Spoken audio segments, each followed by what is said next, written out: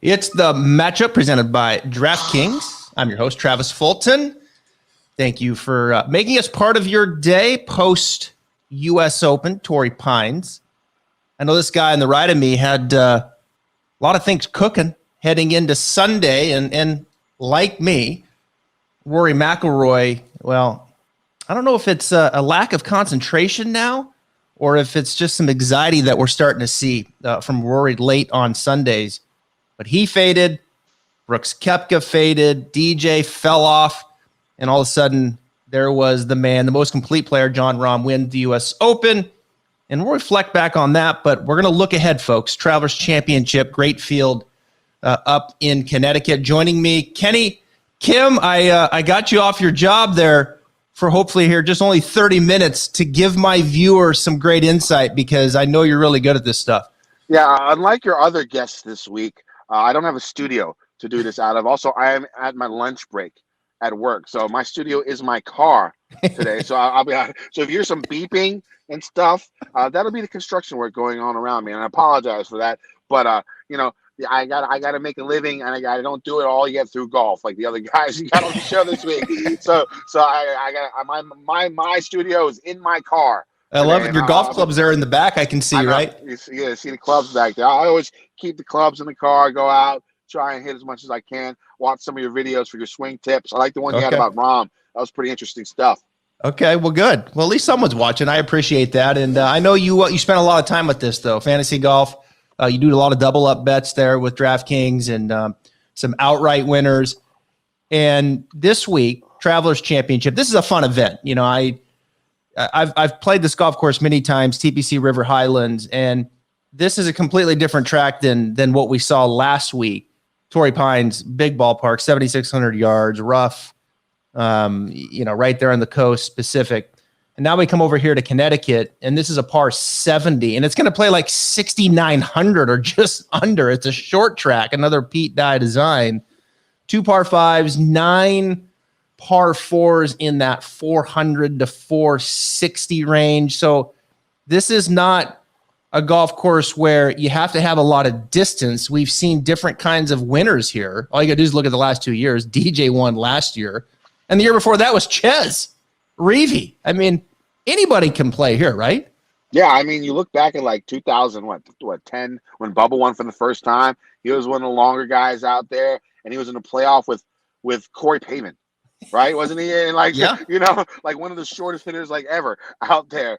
So yeah, anybody can do their thing out here. I mean, you can try and pound it out there if you like, or you can just hit the fairways. I think like 70% of the fairways are hit anyway. So it seems like most of the time golfers use less than driver off the tee. Sort of makes it a second shot course. But I mean, these young guys nowadays sometimes they just go out and pound it no matter the course. Mm-hmm. Well, Bryson tried to do that last week, and it worked for the most part. He struggled down the stretch late on Sunday, shot 44. He's in the field. Brooks is in the field.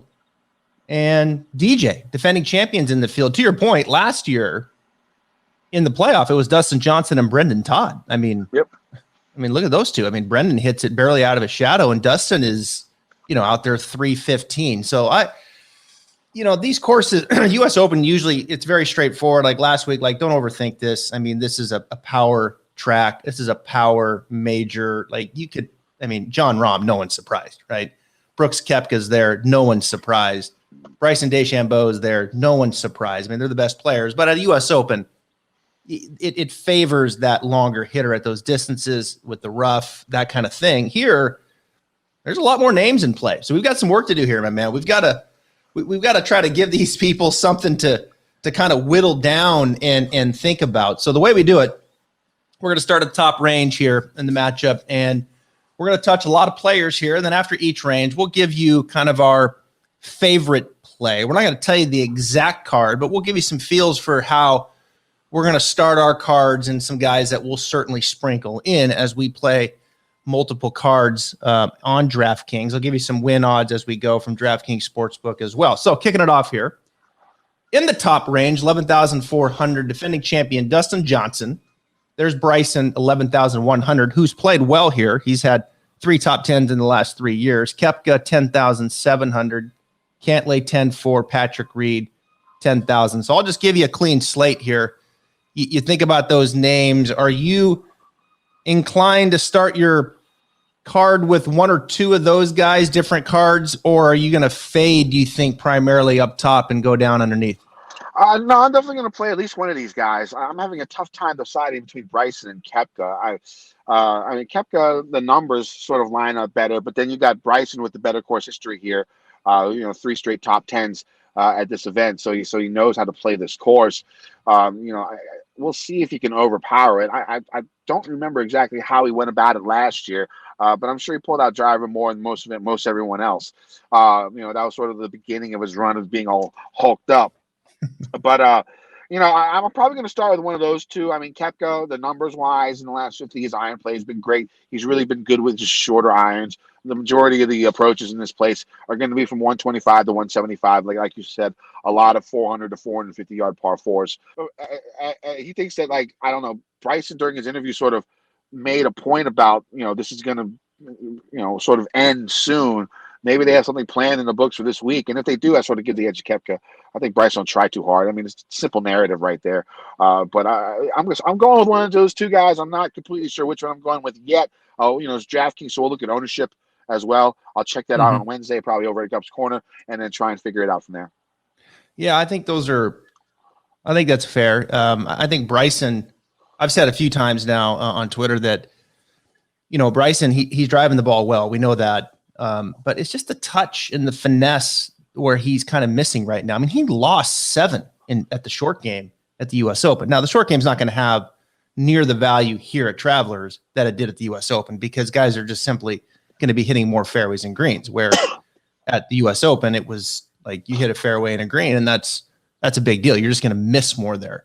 Well, I mean, he also had a couple of shanks, basically, in the last few holes around the green. You probably lost a couple of strokes just on those shots, Yeah, and the approach with the wedges, the shorter ones, that just seems to be the opportunity. So I'm tending to shy away a little from Bryson and giving the edge to Brooks because, to your point, I think it's a good one. Brooks is just more dialed in, with those shorter distances. And Brooks just frankly looks better to me and more confident. How motivated is he going to be? His brother's in the field. A lot of rumors like he's playing because Chase is there. Yeah. So, but Brooks, I think, is certainly the lean. DJ, I think, is coming on. I think the putter is getting better. I was probably a little early with him last week. I tend to be a little bit of a DJ homer at times, which has worked out for me well, and then other times not so well. But I think as you look down, Cantlay, of course, won Memorial. And then can you get on the right side of Patrick Reed? I think Reed, probably not the best venue for him. I think I would probably pass on a Patrick Reed here. He was T24 last year, T30, missed the cut in 18. Cantlay, okay, he's had 3 top 20s in the last 3 years, but we need win equity. We need a guy that can finish up here and win this tournament. All right, so of those 5, you got to pick one here on the show. Who's it going to be? I'm going to go Koepka. Damn it. Yeah, he let me go first, so yeah, that's the way it's going to go. I'm going to go Koepka. I like the way he looks across the board when it comes to stats, and I think Tyler might be right. I think they might be paired together this week. We'll see in a couple hours. And if Bryson and Koepka paired together, I want to give the edge to Koepka. Yeah, I totally agree. Koepka is certainly my heavy lean here up top. But I think if I had to go from there, I would probably. I'll probably give you Cantlay. I think Cantlay's starting to play some good golf. DJ at 11.4, that's a big number. And I think Cantlay at 10.4, certainly improving here. I think he'll be inside the top 10, just won at the Memorial. And I think is starting to play some good golf. All right, moving on here. Let's move down to the 9,000s. Lots to look at here. As I start looking at my lineups, there's certainly a lot of guys here, 9,000, 8,000, certainly on the win board as well, that I'll be putting some money on. Paul Casey, I love here, 9,900. Scheffler playing here for the second time at 9,600. Streelman, 94, loves it here. Matthew Wolff, good to see him back playing well, 93. Finau, 92, doesn't love it here. Abraham Ancer, 91. And then Neiman, interesting name at 9,000. All right, clean slate. Take me to a couple names there. I mean, the two that stick out to me are Casey and Streelman. They're probably going to be the two chalkiest guys out there. When it comes to Streelman, He's noted in the past that the back nine here is his favorite 9-hole stretch in any golf tournament, which makes sense because the year he won, he hit 7 birdies in that back nine to come storming back for his win. I mean, he's been playing really good golf, and I know a lot of people look at the price for Kevin Streelman at $9,400. Like that's just too much. But the guy's been having a really really good run here lately. Multiple top 20s, I think, a bunch of top 20s, a few top 10s out there. He played well, decent at the U.S. Open last week, and then you can't go wrong with Paul Casey. The course history is solid here. He's been playing exceptional golf, bunch of top 10s this season, even as a win. I know a lot of people think it's tough for him to win outside of the Valspar, but he had a win in Europe this year. He knows what it takes. He's been playing good golf. It's a ton of greens. Tee to green is solid. Iron game is solid. So yeah, those are my 2 guys. Yeah, I love Paul Casey here. I think Paul Casey's one good putting week away from winning. He's certainly hitting. He's doing everything good enough. He's just kind of tracking in that slightly negative putting, which is what he tends to do. But he's coming to a place. I think he's playing really good golf here. I mean, we're looking at a guy T5 in 19, second in 18, fifth and 17. This is a good spot, I think, for Paul Casey to get a win. Your point's noted. Streelman loves it here. He was second last year. And he's playing great golf. I mean, he flashed at the PGA. And this is the perfect spot to him because the driver is taken out of the hand a little bit for those bigger players. Matthew Wolff showed a lot of good stuff, last week. I think with Wolff, he can kind of overpower you with the driver. I think they'll probably take the driver out of his hand here a little bit. I don't think this is the greatest track for Matthew Wolff. Missed the cut last year. T80 the week T80 back in T60 back in 2019. And the following week, remember, Wolff played very good at Detroit. So I don't think this is the best spot for him. Finau, surprisingly, Kenny, has struggled here. He's really struggled here. I think this is the year it changes. I have, the thing about Finau is, a couple missed cuts when it comes to DFS and DraftKings. He's always so popular. Like people just love clicking his name. I think last week at the U.S. Open, some of the big single entry, big time GPPs, there was like almost 30% owned. Coming off missed cuts, it makes sense. He's prior to last week, he top 10, 12 of his last 17 majors. But I just have this feeling, looking at his numbers, it looks like he should fit.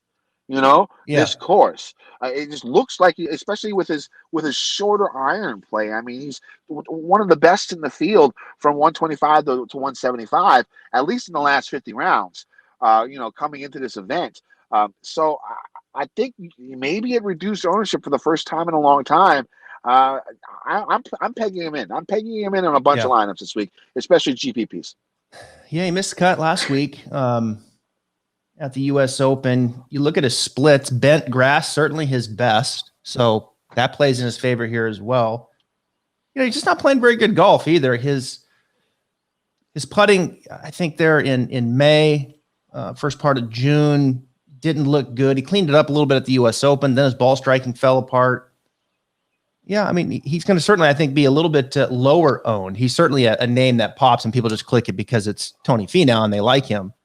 But he's missed the cut the last 2 years here, but he did T17, 17. So he knows he can get it done, but certainly not his best place over the last couple of years.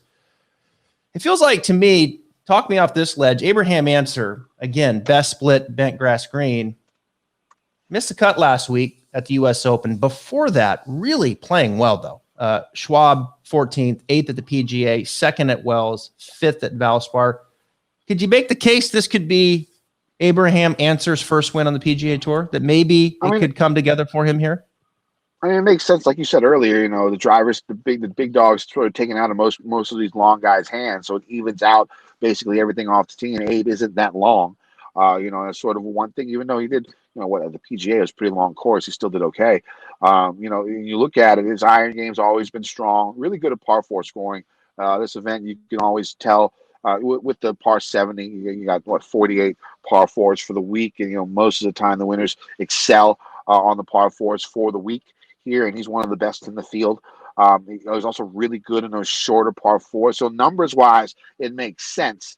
So we'll see. I mean, the only issue is his wedge game isn't like the greatest. Like Yeah. 125 to 150. That's something that he might worry about, but maybe he could lay up back a little bit and hit it from 150 to 175, which is he's amazing at, which is sort of weird. Just those 25 Yeah. yards, just a huge difference. Mm-hmm. Yeah. Gosh, it feels like it's coming. And it feels like, if you're willing to look past the U.S. Open, which is not going to be his best major championship by any stretch. That's not, I can look past that. His numbers are really good. He's trending really nicely. Can he have that week where it all comes together for him and he maybe gets a few bounces that he hasn't had? Good point on the wedge play. I'll give you an answer. I'm going to give you Abraham answer 9,100 here at the bottom as my favorite here in this group. I'm going to go chalk. I'm going to go Paul Casey. See how I just left that for you? See, that's what I do. You left it open for me. So I just left it right there for you. I love Paul Casey this week. I had to snatch it, I love Casey this week for sure. And I love answering that. And Neiman deserves a look. 9,000 T5 back in 2019. Played well at the U.S. Open. I think Neiman's another player there, low 9,000 that can certainly fit in. Let's move on here. Kicking us off, 89, three-time champion Bubba Watson. Another lefty, 8,800 Harmon, who's played well here. Cameron Smith is interesting at 87. Hoffman, 86. Siwoo, 85. This is Pete Dye design, so he knows a thing or two about those. Justin Rose, 84. Henley, 83, played beautifully last week. Hinglish, 82, playing beautifully right now. Leishman, 81, former champ. Got to go all the way back to 2012. Mark Leishman won here. Adam Scott at 8,000. Adam Scott, he hasn't played here in the last 5 years at least. So it's been a while. Interesting to see him there. All right, I'll kick us off here on this one. Go back up here to the top. And those two lefties, they've played well here, and they're playing well. I think Bubba Watson, it's you got to note, Bubba Watson's playing some really good golf this year. And I think he's found some things with this putter. Now he slipped off on the weekend at the US Open for sure. But there's some good mojo going with Bubba right now. I think he just feels good right now, mentally, physically. He's put himself in a tournament or two that he normally doesn't play, which tells me that he's confident in playing. He loves this golf course. He's won 3 times here. So Bubba at 89, I think, is going to get some play. And I think Harmon, who has 2 top 10s here in the last 3 years, is pretty damn confident as well. Yeah, I definitely like those 2 guys up top. I mean, the thing about Bubba is, I guess he's, from what you're saying, he's been a little bit more consistent this year, but it's usually just boom or bust with him. And you play Bubba tracks, and this is sort of a Bubba track. He's won 3 times. I wouldn't put him in my double up, but some GPPs, I definitely go ahead and play him at. Harmon, I like in cash. I like in double ups. So sort of a little bit more consistent. Playing good golf, like you said. I like how he, sort of stays out of trouble a lot of the times. This course, at 68,900 yards, it's not a cakewalk. It's not like the easiest course out there. You mid-teens on the par sometimes, depending on the conditions. The wind could pick up Friday and Sunday here. I mean, it's early in the week, but like 25-mile-per-hour gusts could be on the radar for Sunday afternoon. It's not a cakewalk, and avoiding trouble could be helpful, and Harmon's pretty good at that. Mm-hmm. Yeah, and some rough usually too. You'll see some rough here on this golf course historically. I think the most interesting name so far is Cameron Smith, because he hasn't played good here. And I think Cameron Smith this year has played his best golf in his career this year. We've seen the best version of Cameron Smith, but he comes in here missing the cut the last 2 years. 8,700, I think, appropriately placed. I think he's a really interesting name here on this board. Do you have any value for Cameron? Yeah, I mean, when it comes to course history, this course is sort of hit or miss. I mean, I think 4 of the last, it was 4 of the last 8 winners have missed the cut the week prior. So it's not about course history on that one. This is a number that popped into my head. But his short game's always been one of the better ones out there. Again, avoids trouble. They're really good putter. You're right. Earlier in the year, I rostered him almost every week. It was just Yeah. auto click. When it came, it sort of seems like he's sort of slowed down just a little bit in his game. But I mean, ownership wise, I think no one's going to be on him. So it could be a really good leverage play when it comes to large tournaments this week.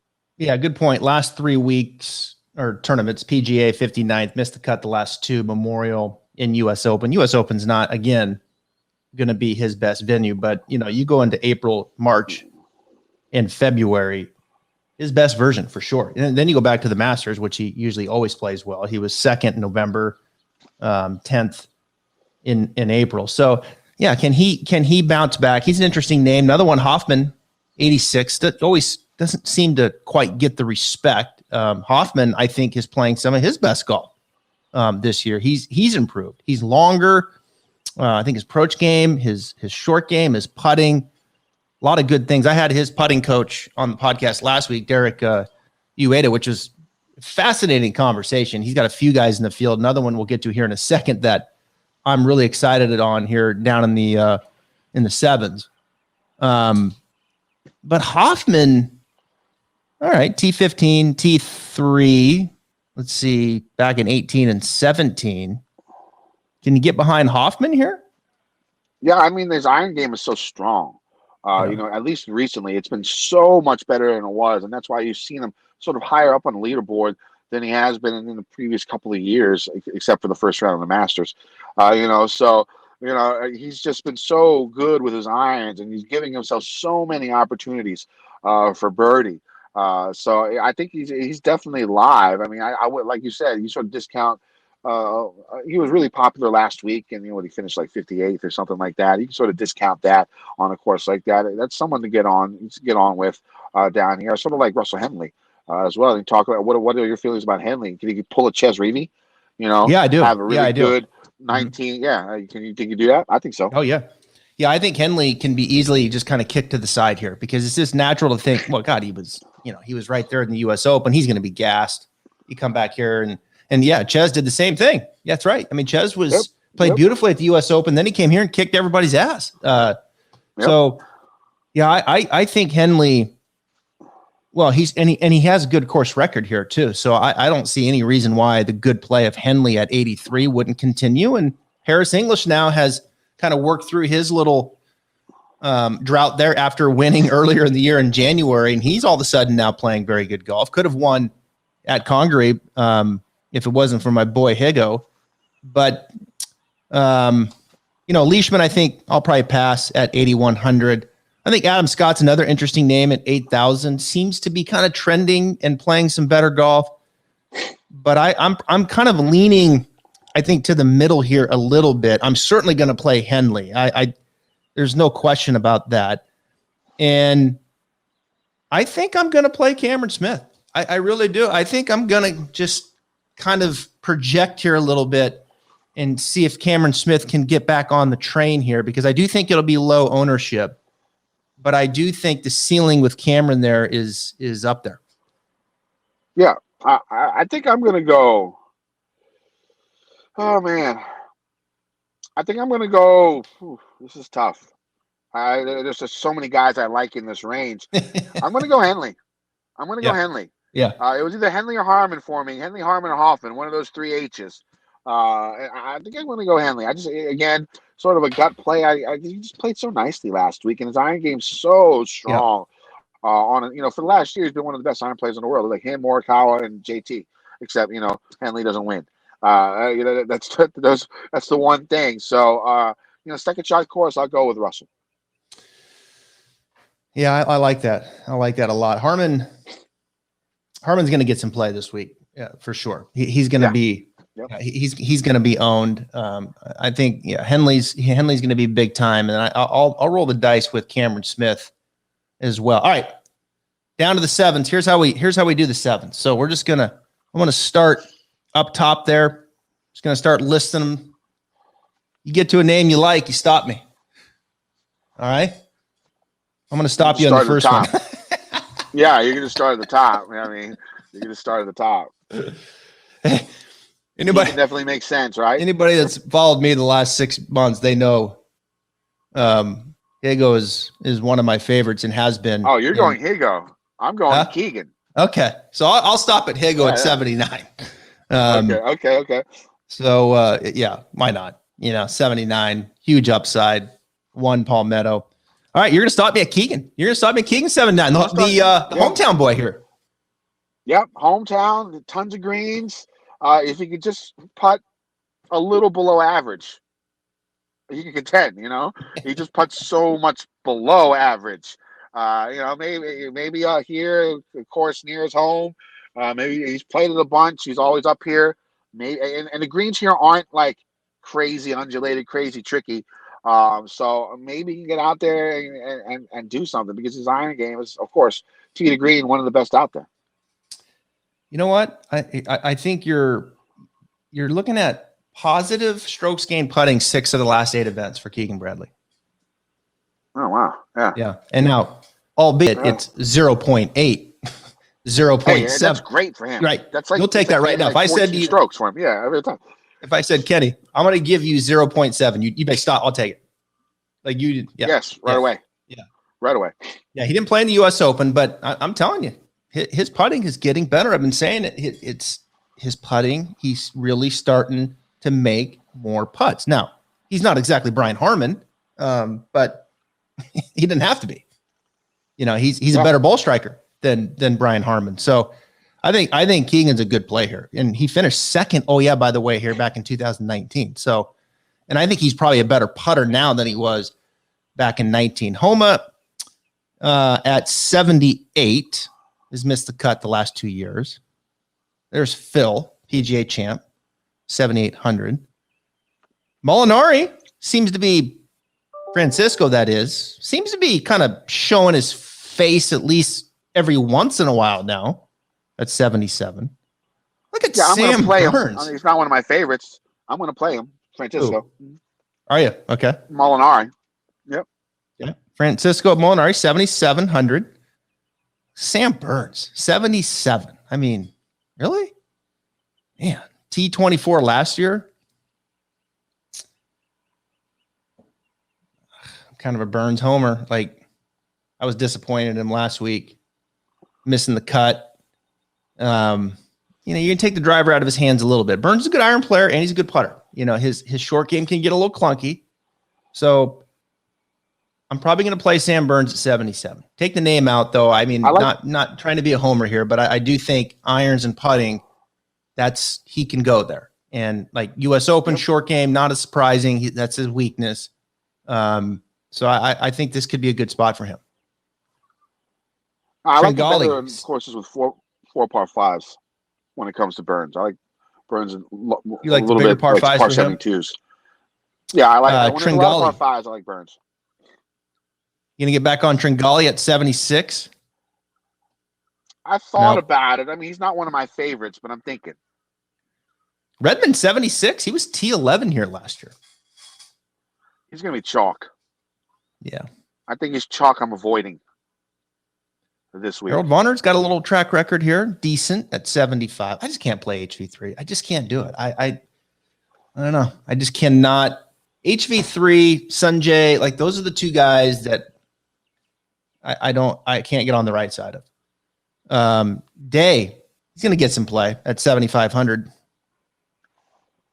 Can you think he can make it through all 72 holes, or he says we'll see? No, I mean, I don't. Yeah, keep rolling. I like the lower end in the 7Ks. That's why Kevin Na 75. I like. Yeah. You like Na? No. I mean, I'm playing him because the good dude can win out anywhere. Yeah. What does he have? Like 4 wins in his last 50 events. Yeah. I mean, he could just pop. It's worth it at 5% ownership. Yeah, for sure. This would be a spot for him, right? I mean, Kevin Na's got to be coming into this week thinking, hey, if I can put my A game together, I got a chance. And he was 5th last year. Let me take a little deeper dive here at Na real quick here. His best splint, bent. We know he can roll the rock. Missed the cut at the U.S. Open, not surprised. And not his best golf as of late. That's kind of Na, though. He can kind of bounce around a little bit with his skill set. He needs to find the right venues. 32nd at the Schwab. one back in the Sony. So yeah, Kevin Na 75 certainly gets in play. Aaron Wise 74. Beautiful ball striker, just comes down to the putter for him. I mean, it can get really chilly. Ian Poulter 74. Lanto, interesting name, 74. Rafa Cabrera Bayo 74. Stuart Sink, he's won here a couple times, 7,300. Why not? There we go. Now you're getting to my peoples right here. Okay. You got Sink who won. What he won at Heritage, right? So Harbortown, another Pete Dye, 7,300 seems so cheap for a guy who's won twice and is playing the best golf he's played in 5 to 10 years. Yep. Yeah, and he's won, and he likes this part of the country. I mean, this is right up his alley here, Stuart Sink. Mm-hmm. Yeah, I agree. I'll be playing Sink at 7,300. Missed cut last year. T2 back in 18. He did make the cut last week. Yeah, playing very good golf. Ricky Fowler. Speaking of getting better, I think Fowler 73 hasn't been here in a while. Fowler's getting better. I mean, I think it's moving the right way again. I think he abandoned what he was doing with his swing, and he just looks like he's just doing what he used to do. That's just my opinion. I don't know that for sure, but that flat it swing just looks like. Yep, it looks like it. Yeah. That's what he needs to do. You can't play golf swing at that with his move. Like, you just have to look, it's not perfect. Just hit it. John Rahm's not perfect. No one's perfect. Like, I love the DNA and the different movements of it. And then when they start changing it, it's like, why? I don't get that. Brendan Todd. Excuse me. It wasn't Brendan Todd last year. It was in the playoff. It was Kevin Streelman, wasn't it? I don't have it in front of me. I think it was. It was Streelman that finished second. But I think Todd. it was. Yeah. But Todd, to this point, finished 11th. So short hitter, guy that he's like, nope, keep going. I was trying to talk you into that one, Kenny. Chris Kirk. What about Griot? 7,300. Yes, that's Griot and Sink are my guys in the 7K range. Those are two. Those are my two favorites. We're gonna Sink. I think Griot finished behind Sink at the Heritage the last time they played on the Pete Dye course.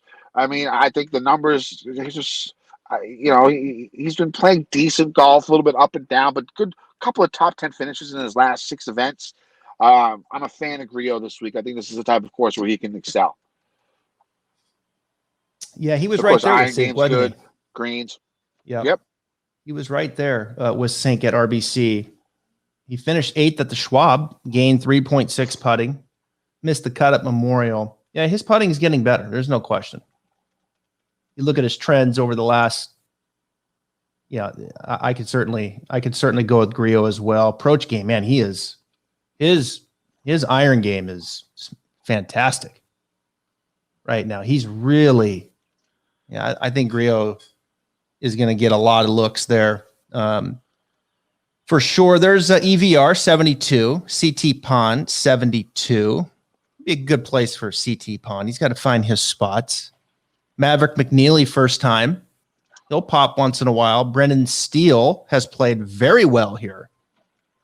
Very well at 7,200. I mean, I need a guy to make the cut, a veteran. I think I'm going Steele at 7,200 and can run up he makes the top 10. I think Steele or Snedeker around there. Snedeker 72. There's Guido 72 coming off the U.S. Open. You like him here, Guido? He was so much fun to watch that I just sort of have to play him. It was, on Sunday it was just so much fun. Like Italian passion. I mean, he won me as a fan on Sunday, so I'm going to play him. Yeah, it's cool to see Wilco, Guido, and Higo. Just they're all kind of shining in their own way, aren't they? Here in the last couple of weeks, they've come over. Higo wins. Guido's fist pumping his way to a Masters invite. And then, Wilco's just like, he's just a different dude. That guy hitting his driver, but he's like, okay, wait, that ball just went 370? Oh my God. Like, he didn't even swing at it. Yeah. It's been cool to watch those three guys excel. Guido will get a little more play this week for sure than now that people have seen him. Chesson Hadley, I don't see how you could play him at 71. Patton, Finished top 10 last year, 71. He's had some good events. Ortiz missed the cut the last 2 years, 71. Matt Jones, 71. Zach Johnson, 71. Again, I need a guy to make the cut. Coming down here, give me some value. I think Zach Johnson and Brendan Steele are certainly two guys you want to look at right there. Kisner seems like he's starting to show some life with his game. I'm probably going to pass on him. Munoz, 71. I'll pass. Mackenzie Hughes, T3 last year, played very well at the U.S. Open. You think he's going to come back? You think he'll bounce back? Mackenzie Hughes and come in here and play well like he did last year, 71. Russell Knox, he's won here, 7,000. Yeah, Hughes is so hard to read. Yeah. I mean, he just makes like 80-foot putts all the time, and you can't really like. He'll make like 5 of them in the tournament, and he'll get in the top 10 because of that. Yeah. And you look at his numbers, like, man, his ball striking is just not great. But he just comes up with these clutch long putts to get up in there. He's just so hard to judge. I do think Russell Knox is coming. I think Russell Knox is on his way back.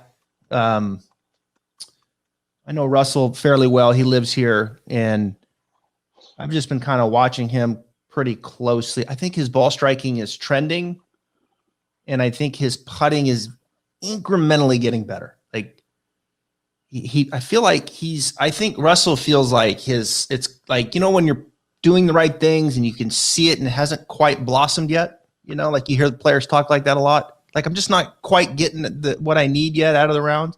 I think that's how Russell feels. And he's making he was in cuts. Contention. I forget which event he was in contention earlier this year, going into Sunday. I forget which one it was, but I like him too. His iron game's good. Yeah, I think Russell needs to be played here at 7,000 for sure. List 7,000 has never made the cut here. Perez 7,000. Reeve 7,000. Won back in 2019. Nope. Stanley 7,000. Doesn't feel like the right spot for him. You like Stanley? Yeah, it's a possibility for me this week. I mean, him and Ches in that 7K, right at 7K. I'm thinking about playing one of those two. Yeah, I like Ches for sure. Doug Gim 7,000.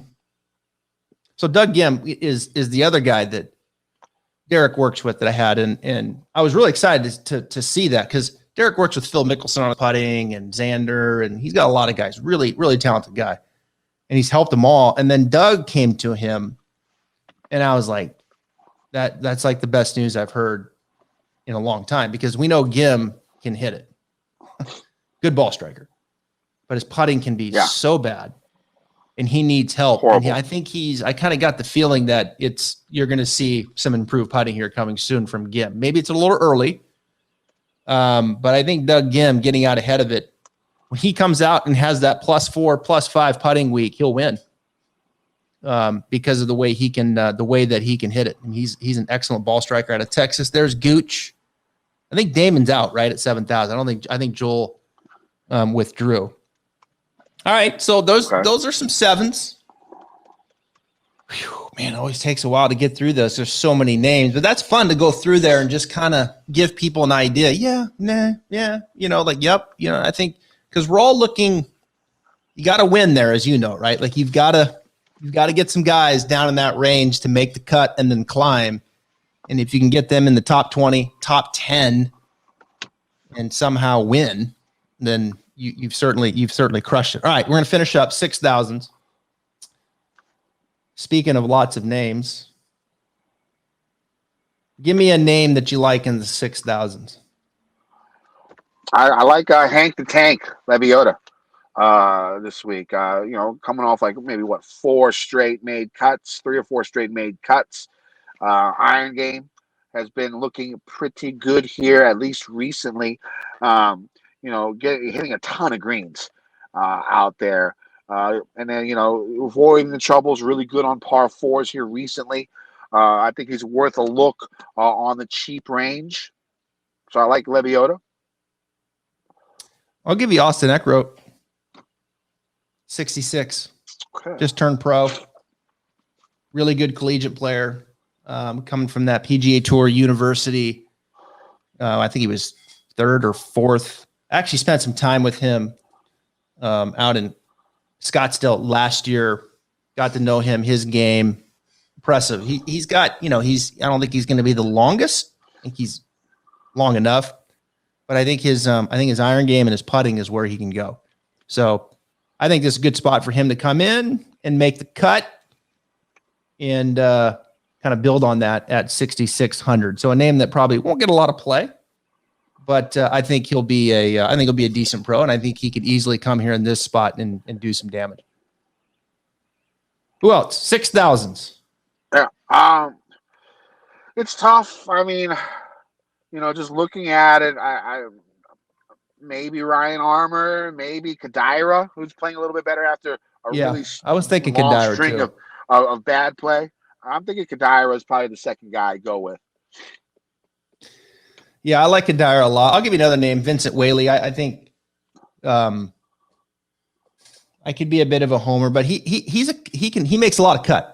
Vincent Whaley makes a lot of cuts. I think he can be a bit of a power game player, but I do think he's got the rest of it as well. I think he's a player that's kind of forming into really, as he learns the ropes, not like a lot of glaring weaknesses. I think he can kind of do a little bit of everything. So I'll stay with Whaley. He's been very good to me in lineups, making cuts and fulfilling what he needs to be doing for me. So Vincent Whaley, the Georgia Tech kid, 6,400. Anybody else there that we need to know about in the 6,000s?